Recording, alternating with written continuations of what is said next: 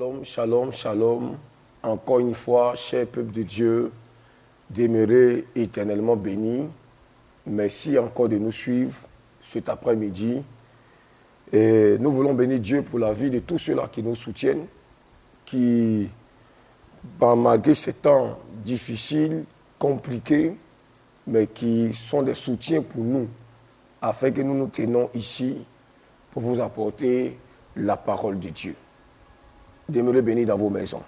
Cher peuple de Dieu, aujourd'hui, je viens encore une fois en face de vous parler de l'Évangile et l'Afrique, deuxième partie. La semaine dernière, nous parlions du cas de Wangisho. J'ai donné l'exemple de Wangisho en parlant de l'Afrique et l'Évangile. Mais aujourd'hui, je vais prendre un cas spécifique, mais ce cas-là, il est purement biblique. Alors, permettez ceci, avant que je ne continue, je n'aille plus loin, j'aimerais dire à chacun de vous, tous ceux qui nous suivent, que le prophète Digbe Jean-Jacques, vous pouvez suivre ces messages. Si vous n'avez pas pu suivre ces temps-là, vous pouvez le suivre sur YouTube. Vous partez sur YouTube, vous tapez prophète Digbe Jean-Jacques. Vous allez voir tous les messages que nous avons prêchés ici sur Béni TV. Et vous pourrez aussi nous appeler. Vous pourrez aussi nous écrire sur WhatsApp aux numéros qui sont là. Vous pouvez nous écrire là, nous appeler. Nous sommes à votre disposition. C'est aussi le lieu d'indiquer que ce numéro que vous voyez est un numéro aussi Orange Money. Ceux qui veulent nous soutenir, vous pouvez appeler ce numéro. Et vous pouvez aussi nous appeler pour d'autres canaux par lesquels vous voulez faire des offrandes, des dons, pour nous permettre de continuer de prêcher sur Béni TV. Alors, ceci étant, je vais encore parler de l'Évangile et l'Afrique, deuxième partie, cas de Joseph. Vous allez comprendre pourquoi j'ai dit cas de Joseph. Alors, cher peuple de Dieu, la semaine dernière, lorsque nous étions en train de parler de la part du Seigneur, nous avons décrit l'Afrique qui, malgré tout, après le message que j'ai prêché ici, quelqu'un a fait une publication et a posé la question sur Facebook. Et il a dit, mais malgré toute la puissance que nous avons, toute la connaissance que les hommes de Dieu ont, pourquoi l'Afrique n'arrive pas à s'en sortir? Pourquoi l'Afrique ne peut pas sortir de cette pauvreté, de cette misère? Pourtant, l'Évangile est une puissance de Dieu pour le salut de quiconque croit. Selon Romains chapitre 1, le verset 16. Cher peuple de Dieu, je pose toujours la question, est-ce que l'Afrique est un continent maudit? Non! L'Afrique n'est pas un continent maudit. Au contraire, c'est un continent béni. Et je le disais, comment est-ce que ça se fait que ce continent peut être à la fois riche et à la fois pauvre? Riche par son sous-sol. Et c'est une fierté pour nous en tant qu'Africains. Nous sommes contents de voir cela, de dire ça en longueur de journée. Mais lorsque vous regardez dans les familles africaines, les amis, dans les pays africains, les amis, c'est la désolation, c'est la mort dans l'âme. Les gens pleurent, les gens vont avant l'âge, les gens meurent avant l'âge, les gens meurent avant qu'ils ne voient la gloire de Dieu. Alors, l'Évangile et l'Afrique, la puissance de Dieu qui se dégage des paroles que nous prêchons, normalement doit bouleverser cette Afrique. Normalement doit changer cette Afrique. J'ai pris le cas de Wangisho qui, en quelques décennies de ministère, a impacté son pays, a touché son pays d'une façon certaine et palpable. On a vu, aujourd'hui les preuves sont là. Son pays a été hissé au rang des puissances mondiales à cause de l'Évangile. Et la Corée du Sud aujourd'hui est le premier pays aujourd'hui qui fournit les missionnaires partout dans le monde. Ils sont en Côte d'Ivoire, ils sont partout en Afrique en train d'installer, en train de parler de Jésus-Christ et installer l'œuvre partout où ils sont en train de passer. Aujourd'hui, l'Évangile et l'Afrique cas de Joseph va s'intéresser à quelques personnes au sein de l'Église. Alléluia, peuple de Dieu. Nous allons lire la Bible dans le livre de Genèse chapitre 45, Genèse chapitre 45 à partir du verset 10.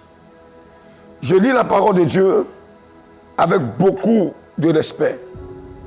Tu habiteras dans le pays de Gozen et tu seras près de moi, toi, tes fils et les fils de tes fils, tes brebis et tes bœufs et tout ce qui est à toi. Là, je te nourrirai, car il y aura encore 5 années de famine. Et ainsi, tu ne périras point, toi, ta maison et tout ce qui est à toi. Amen. Parole de l'Éternel. Oui, l'évangile est une puissance qui bouleverse tout sur son passage, qui bouleverse beaucoup de choses. Chers peuple de Dieu, écoutez-moi. L'Afrique n'est pas un continent maudit. J'ai posé la question, j'ai dit, mais Seigneur, est-ce qu'en réalité, on a vaincu les démons de l'Afrique? Aujourd'hui, je repose encore cette même question. Est-ce qu'on a vaincu les démons de l'Afrique? Nous prêchons excellemment bien. Il y a des archibishops qui ont une connaissance profonde de la parole de Dieu. Il y a des prophètes. Et j'ai dit le continent africain est le continent où il y a plus d'églises, où il y a plus de pasteurs, où il y a plus de prophètes. Les prophètes, on ne compte plus. Parce que chaque jour que Dieu fait, il y a des prophètes qui naissent. Chaque jour que Dieu fait, il y a des apôtres qui naissent. Mais l'Afrique ne bouge pas malgré que nous prêchons, nous prêchons, nous prêchons. Ça fait des années de ministère. Des pères sont morts, ils ont été enterrés. D'autres pères sont en train d'être suscités et bientôt ils sont au soir de leur ministère et aussi ils seront enterrés. L'Afrique demeure la même parce que l'évangile n'a pas encore trouvé d'impact réel. Écoutez-moi bien. Cher peuple de Dieu, c'est à vous que je m'adresse, Église du Seigneur. Et c'est à l'Afrique que je m'adresse. Et je m'adresse aux Africains éparpillés dans le monde, même en Europe. Écoutez bien ceci, je suis prophète de l'Éternel. Il y a des moments donnés, nous avons donné des prophéties. Nous avons donné des paroles à des personnes. J'en fais partie. Des prophéties annonçant que telle ou telle personne. Oh mon frère, Dieu ouvre mon esprit.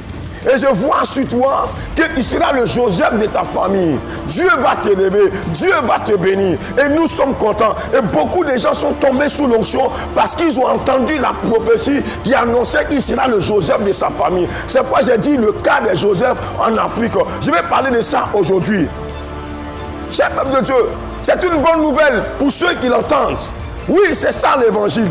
C'est une bonne nouvelle pour celui qui souffre dans sa famille, maltraité dans sa famille. Quand tu lui dis que tu seras le Joseph de ta famille, il est content, il est dans la joie. Mais, cher peuple de Dieu, écoutez-moi bien. Ce que je viens vous dire aujourd'hui est particulier. L'Afrique ne pourra pas s'en sortir si on n'a pas compris ce mécanisme. L'Afrique ne pourra pas s'en sortir si l'évangile, qui est une puissance de Dieu, annoncée en Afrique, n'est pas bien comprise. Il y a des choses qui vont nous passer inaperçues. Et nous allons encore mourir. D'autres personnes vont venir encore. Ils vont mourir. Et Jésus va revenir. L'Afrique ne s'en sortira pas. Pourtant, l'Afrique a une destinée aussi grande. Une destinée aussi grande qu'elle fait peur aux autres continents. Elle fait peur à ces continents peuplés majoritairement par des blancs, par des jaunes. Ici, nous sommes majoritairement noirs. Mais la peau noire, est-ce qu'elle est maudite? Non, elle n'est pas maudite. Parce que Dieu a béni les terres. Dieu a béni chaque continent. Dieu a béni chaque être humain. Parce qu'il n'a jamais maudit quelqu'un. Écoutez bien ceci, cher peuple de Dieu. Dans les prophéties qui annonçaient des Joseph qui vont être suscités dans les différentes familles. Dans ces prophéties-là,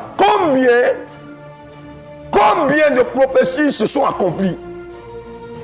Il y en a combien qui ont été accomplies?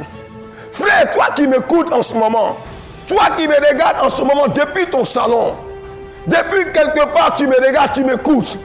Il y a une prophétie annonçant que tu seras le Joseph de ta famille. Mais combien de prophéties se sont accomplies concernant les Joseph dont on a parlé? Moi-même, j'ai prophétisé sur des personnes qui devaient être des Joseph de leur famille. Des années plus tard, ces personnes sont décédées. Le moment viendra parce qu'on va allègrement vers le mois de novembre. Je parlerai d'un certain nombre de choses qui empêchaient beaucoup de personnes d'entrer dans ce genre de prophéties et ils sont morts avant le temps.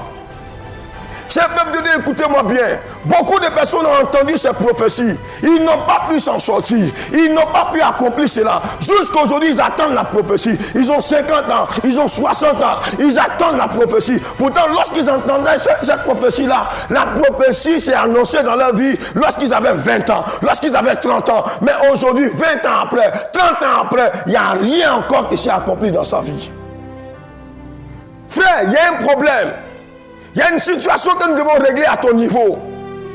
Mais je ne vais pas m'attarder sur ce volet-là. Je suis venu aujourd'hui pour faire comprendre à quelqu'un. Est-ce qu'en vérité, du nord au sud, de l'est à l'ouest de l'Afrique, est-ce que les chrétiens, les enfants de Dieu ont vraiment compris la prophétie annonçant qu'ils seront Joseph de leur famille? Est-ce que les gens ont vraiment compris? C'est pourquoi c'est le lieu pour moi de dire à quelqu'un. En réalité, jusqu'aujourd'hui, depuis que nous prêchons, depuis que nous annonçons la parole de Dieu en Afrique, il n'y a pas encore eu de vrai Joseph. Il n'y a pas encore eu de Joseph. Et je vais vous donner les preuves, je vais vous dire pourquoi il n'y a pas encore eu de Joseph. Parce que parmi ces Joseph qui devaient être suscités de famille en famille, il y en a parmi, par la grâce de Dieu, même s'ils ne sont pas nombreux, qui ont pu entrer dans la prophétie, qui ont pu devenir des hommes importants de leur famille, qui ont pu s'en sortir dans les entreprises, dans un voyage. Ils ont fait fortune et aujourd'hui, ils sont respectés dans la famille. Mais je viens dire à quelqu'un qu'en réalité, frère, il n'y a pas encore eu de vrai Joseph dans nos familles. Je vais vous dire pourquoi aujourd'hui. Parce que beaucoup de personnes ont réussi. Ils sont devenus quelqu'un d'important dans leur famille. Mais en réalité, il se dit que la prophétie s'est accomplie. Il dit, on m'avait dit que je serais Joseph de ma famille. Aujourd'hui, la prophétie s'est accomplie. Je bénis Dieu. Je rends grâce au Seigneur. Frère, je te dis la vérité, il n'y a pas encore eu de vrai Joseph. Je vais t'expliquer pourquoi. Parce qu'en vérité, et j'ai mal dans mon cœur lorsque je vais en parler maintenant. En vérité, en Afrique, les gens ont compris le thème Joseph.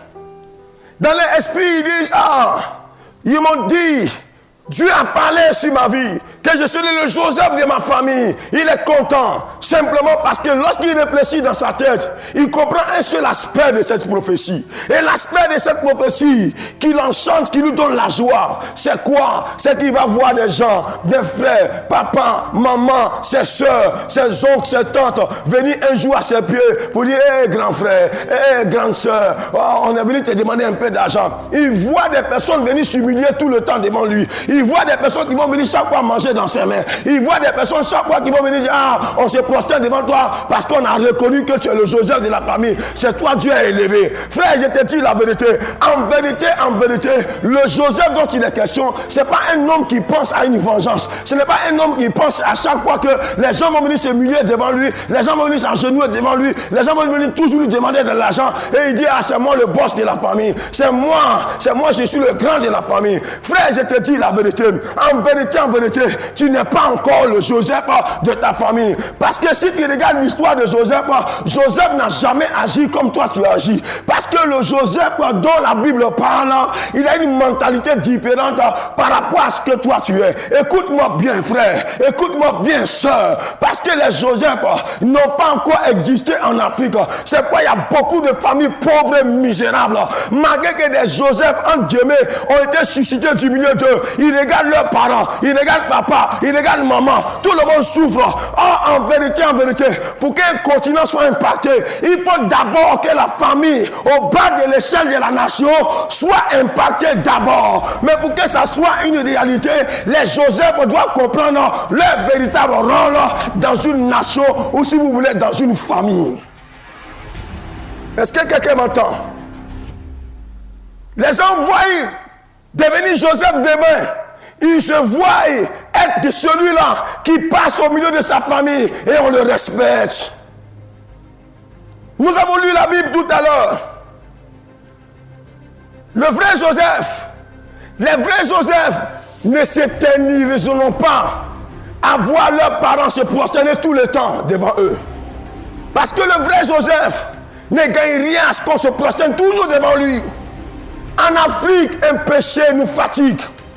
C'est que dans notre continent africain, une fois qu'une seule personne a réussi, c'est fini. Il faut que ce soit lui, on dise que c'est le boss de la famille. Quand les gens viennent, il les reçoit, ça vous va? Comment ça va chez vous? Vous voulez combien? Tiens 10 000, allez-y, faites ceci. Je vous dis quelque chose. Le vrai Joseph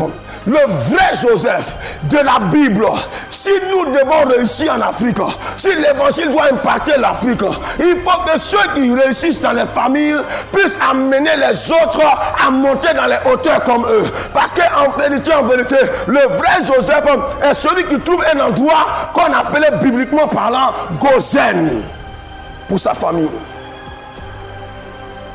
Combien de personnes aujourd'hui ont réussi à l'église? Combien de personnes en Afrique ont réussi dans la maison de Dieu? Où la prophétie s'est accomplie. Et puis ils ont dit à papa, à maman, aux oncles, aux tantes, à tous ceux qui sont de sa famille, venez, je vous ai trouvé un endroit où je vais vous bâtir des maisons. J'ai trouvé un endroit où je vais vous mettre pour travailler. J'ai trouvé un endroit pour vous sortir de la pauvreté. Combien de personnes aujourd'hui l'ont fait en Afrique, mais ils sont à l'église, ils disent qu'ils aiment Dieu, mais ils maltraitent leur famille. Ils disent qu'ils aiment Dieu, ils ont abandonné papa, ils ont abandonné maman, ils ont abandonné leurs soeurs, ils ont abandonné leurs frères. Et tu dis que tu es Joseph de ta famille? Le vrai Joseph n'est pas rancunier de ce qu'on lui a fait hier. Nous, les Joseph de l'Afrique, sont des personnes qui ont emmagasiné des choses dans leur cœur. Ils disent demain, quand il va réussir, ils vont voir. Quand il va réussir, ils vont voir. Frère, je te dis la vérité. Voilà l'un des problèmes de l'Afrique. Le vrai Joseph, quand sa famille est venue, ses frères d'abord sont venus, il a dit allez-y chercher papa, venez avec lui. Lui et Pharaon se sont entendus. Et il a dit à Pharaon, je vais donner un endroit à mes parents. Lorsque ses frères venaient, ils étaient déjà mariés. Ils avaient déjà des enfants. Son père était vieux. Ça veut dire que Joseph a casé ses neveux, ses nièces, ses oncles, ses tantes, tout cela, il les a casés quelque part. Parce que c'était sa famille. Combien de personnes ont réussi à le faire? L'égoïsme nous gâche la vie. Nous disons nous aimons Dieu, mais nous avons abandonné nos parents. Nous avons abandonné nos familles. Nous avons relâché nos familles. Sous prétexte qu'aujourd'hui je suis Joseph. Ils vont voir. Ils vont manger dans mes mains. Oh, ils n'ont pas dit qu'ils m'ont combattu. Ils m'ont combattu jusqu'à je suis devenu quelqu'un. Frère, oui, tu es devenu quelqu'un. Joseph, on l'a combattu hier. Mais quand il est devenu quelqu'un, il n'a pas gardé de rancune. Mais il a sorti tous ses parents de la pauvreté. Il les a nourris. Il les a donné à manger pendant 5 années.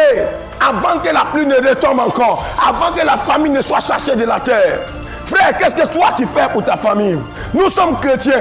Qu'est-ce que nous faisons de nos familles? Nous disons que nous sommes chrétiens. Je vous dis la vérité. Aucune nation ne peut être impactée tant que les familles n'ont pas changé de vie. Tant que les familles n'ont pas basculé de la pauvreté à la richesse. Oh, ceux qui doivent le faire, ce sont les Joseph de la famille. Je vous dis la vérité. En Europe, ils ont reçu ce mécanisme-là. Aux États-Unis, ils ont reçu ce mécanisme. C'est pourquoi lorsque vous arrivez là-bas, vous trouverez des familles qui mangent à leur faim. Pourquoi? Parce que d'abord, il y avait quelqu'un qui est devenu énorme. Il y avait quelqu'un qui a été élevé. Et il a casé ses frères, ses enfants d'abord, son père, sa mère. De sorte qu'il n'y a pas d'indigents, il n'y a pas de pauvres là-bas. C'est comme ça que lorsque une seule famille est gagnée, une deuxième famille est gagnée, une troisième famille, une quatrième famille, et ainsi de suite, la nation entière est impactée. Ainsi de suite, le continent entier est impacté. Et vous voyez maintenant, on pourra parler de développement. Mais les Joseph de nos pays africains sont des gens qui ont la vengeance dans leur cœur. Mais pourtant ils disent qu'ils veulent aller au ciel. Écoutez-moi bien, frère. L'un des problèmes de l'Afrique, c'est que celui qui a réussi dans la famille, il veut que ce soit lui on acclame toujours. Celui qui a réussi dans la famille, il ne veut pas aider les autres. Joseph de la Bible n'a pas fait ce que toi tu fais. Tu n'es pas un vrai Joseph. Joseph de la Bible n'a pas fait ce que tu fais. Si le continent africain, si les chrétiens ont compris le vrai rôle du Joseph de la famille, les familles ne seront plus jamais pauvres. Je disais à quelqu'un un jour, regardez aujourd'hui, dans chaque famille, Dieu n'a jamais été ingrat. Regardez, c'est pourquoi aucune famille ne se plaindra auprès de Dieu pour dire Seigneur, notre famille était pauvre. Pourquoi tu as rendu notre famille pauvre? Je vais vous dire la vérité, malgré la pauvreté d'une famille, il y a toujours un homme, il y a toujours un cadre. Dans chaque famille, il y a toujours un cadre. C'est cela que nous on appelle en tant que prophète les Joseph des familles. Mais il y a toujours un. Mais ce un-là, je l'ai dit la semaine dernière, que la Bible nous enseigne que Dieu a fait le pauvre pour le riche et le riche pour le pauvre. Pourquoi le riche pour le pauvre? Parce que lorsque le riche est riche, c'est pour qu'il prenne son argent et qu'il le partage. Je vais vous demander une chose. Est-ce que vous savez que l'argent qu'on a là, ça ne nous appartient pas? Les gens vont marrer avec l'argent que Dieu leur donne. Mais l'argent n'est pas à toi. L'argent n'appartient à personne. Mais on le lit dans la Bible, mais on ne sait pas que ça ne nous appartient pas. Or, la Bible dit que l'or et l'argent appartiennent à Dieu. Quand Dieu donne l'argent à quelqu'un, c'est pour qu'il puisse sortir d'abord les membres de sa famille de la pauvreté, de la misère. Ainsi de suite, si toutes les familles de l'Afrique sont impactées, l'Afrique changera de visage. Oui. Regardez, quand une seule personne a réussi dans une famille africaine, son cœur est fermé sur les membres de sa famille. Quand on lui dit ton neveu au salon, quand on lui dit ah ton frère est venu, quand on lui dit ton oncle est venu, il dit mais il est venu chercher quoi chez moi ici? Qu'est-ce qu'il est venu chercher? Frère, il n'y avait pas plus sorcier que les frères de Joseph. La Bible nous dit ne vous lassez pas de faire le bien. Si nous faisons le bien à ceux qui nous font le bien, frère, le Seigneur Jésus dit qu'est-ce que nous gagnons? Nous ne gagnons rien en réalité. C'est pourquoi il a dit aimez vos ennemis. Faites du bien à ceux qui vous maltraitent. Oui, c'est ce que Joseph a compris. Les vrais Joseph ne sont pas rancuniers. Ton oncle peut-être t'a maltraité. Mais laisse-moi te dire une chose. Si tu as eu l'argent aujourd'hui, si tu as près de toi un homme riche aujourd'hui, ça veut dire que ta famille doit sortir de la pauvreté. Parce que le moment viendra, Dieu te demandera des comptes, comment tu as géré ton argent, comment tu as géré l'argent qu'il t'a donné. Parce que ce n'est pas ton argent, ça a ta possession pour un temps. Quand tu mourras, tu ne partiras pas avec l'argent. Tu laisseras ça. Et ceux que tu as maltraités viendront pour prendre, pour faire ce qu'ils veulent. Oui, l'Afrique n'est pas un continent maudit. Il faut que nous le disions. Nous prêchons l'évangile, nous prêchons la parole de Dieu. Mais les autres nations se sont assorties par l'évangile, par la puissance de Dieu. Les boss de nos familles, les Joseph de nos familles, leurs cœurs sont fermés quand il s'agit de leurs parents. Mais quand une personne vient d'ailleurs, mais ils ne les connaissent pas, ils les reçoivent comme des rois. Ils vont arriver, les jeunes gens, qu'est-ce qu'on peut faire pour vous? Bon d'accord, je vais faire des permis pour vous, je vais vous trouver du travail, bon je vais faire ceci. Ça, ce sont les gens du dehors. Mais les membres de sa famille, il n'est pas prêt. Pourquoi? Je vous dis aujourd'hui maintenant. Je l'ai dit la semaine dernière, frère, soeur. J'ai réfléchi et j'ai dit, Seigneur, je comprends. Ce n'est pas la faute aux Africains. Je comprends. Ce n'est pas la faute à ces personnes-là. Sur qui on a annoncé qui seront les Joseph de leur famille. Ce n'est pas de leur faute. J'ai réfléchi, j'ai dit, ah, ce sont les démons qui les fatiguent. Mais vous savez quels démons? Ce sont les démons de famille. Les esprits de famille fatiguent beaucoup de personnes. Les esprits de famille ont fermé leur cœur de ces Joseph entre guillemets. Mais ils ont fermé leur cœur. Pour les autres, quand c'est les autres qui ne viennent pas de leur famille, ils ouvrent leur cœur. Mais quand c'est un membre de la famille, leur cœur est fermé. Ils ne sont pas prêts pour aider. Frère, ce n'est pas biblique. Le vrai Joseph a pris ses parents, il les a casés à Goshen. Toi, il faut créer Goshen pour tes membres, les membres de ta famille, pour les nourrir, pour leur donner les conditions, pour qu'ils s'en sortent. Voilà l'évangile, voilà la parole de Dieu. Si nous ne rentrons pas dans cette dimension, ce sera difficile.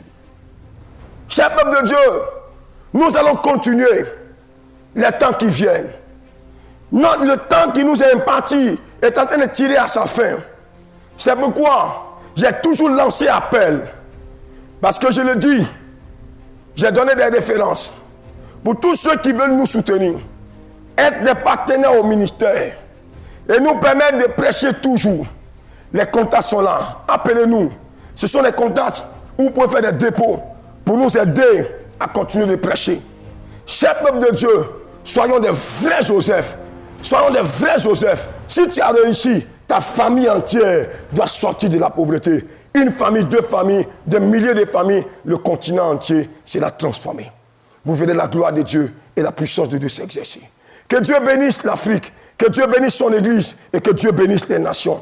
Shalom, peuple de Dieu, et que la grâce de Dieu repose sur vous tous. Nous sommes en attente de vos soutiens, de vos apports, pour la seule gloire du nom du Seigneur de Jésus-Christ de Nazareth. Shalom, shalom, cher peuple de Dieu, et que Dieu nous garde à lundi prochain par la grâce de Dieu.